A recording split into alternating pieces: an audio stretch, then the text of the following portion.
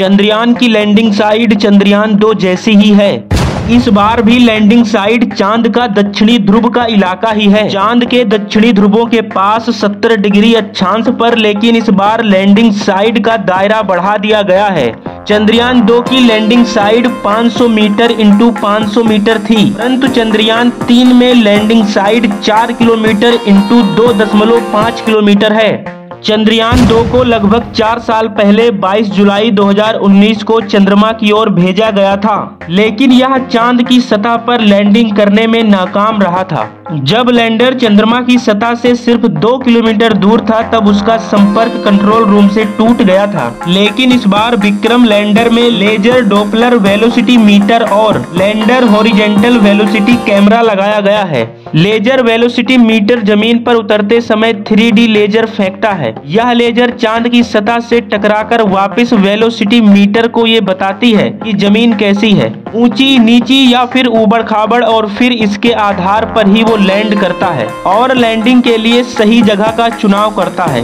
बाकी 2 दिशाओं में जो लेजर जाते हैं वो ये देखते हैं कि कहीं सामने या पीछे कोई ऊंची नीची जगह तो नहीं है, जिससे लैंडर के टकराने का कोई खतरा तो नहीं है। इसके साथ ही तीसरा काम करता है लैंडर हॉरिजॉन्टल वेलोसिटी कैमरा, जो जमीन के नीचे की तस्वीर लेता है, वो भी फुल स्पीड के दौरान, ताकि लैंडर के उतरने व हवा में तैरने की स्पीड का पता चल सके, साथ ही खतरों का अंदाजा हो सके।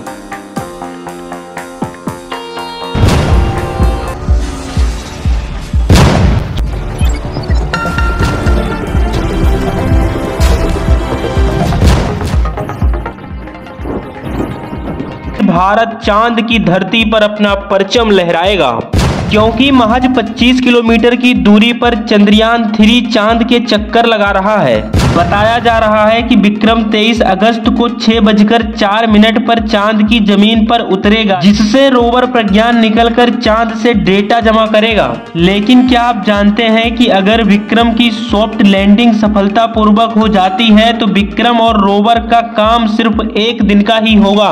अब आप सोच रहे होंगे कि महज 1 दिन में भला सारा काम कैसे हो पाएगा। चलिए जानते हैं ये 1 दिन की कहानी क्या है। दरअसल रिपोर्ट के मुताबिक 23 अगस्त से मून पर लूनर डे की शुरुआत हो जाएगी। चांद पर एक लूनर डे धरती के 14 दिन के बराबर होता है। इन 14 दिनों तक चांद पर लगातार सूरज की रोशनी रहती है। चंद्रयान 3 में जो भी उपकरण लगे हैं उसकी लाइफ 1 लूना दिन ही है, क्योंकि ये सोलर पावर से चलते हैं, इसलिए उन्हें काम करने के लिए सूरज की रोशनी की जरूरत होती है। अगर किसी वजह से 23 अगस्त को चंद्रयान 3 चांद पर लैंड नहीं कर पाता है तो अगले दिन फिर से कोशिश की जाएगी। अगर उस दिन भी वो इसमें सफल नहीं हो पाता है तो इसको 29 दिन या फिर महीने का इंतजार करना भी पड़ सकता है, जो कि एक लूना डे और लूना नाइट के बराबर है। अभी विक्रम का अगला पड़ाव स्पीड को कंट्रोल कर लैंडिंग के लिए अच्छी जगह खोजना है। इसके बाद चांद पर रिसर्च का काम किया जाएगा। प्रोपल्सन मॉड्यूल से लैंडर और रोवर अलग हो गए हैं। लैंडर और रोवर अब चांद की सतह पर लैंडिंग की तैयारी कर रहे हैं, लेकिन अभी प्रोपल्सन मॉड्यूल चांद की कक्षा में घूमता रहेगा। इसके साथ ही डेटा कलेक्ट कर जमीन पर भेजता रहेगा। इसीलिए ऐसे अमेजिंग इंफॉर्मेटिव वीडियो के लिए चैनल को सब्सक्राइब कर लो ना। मिलते हैं अगली वीडियो में।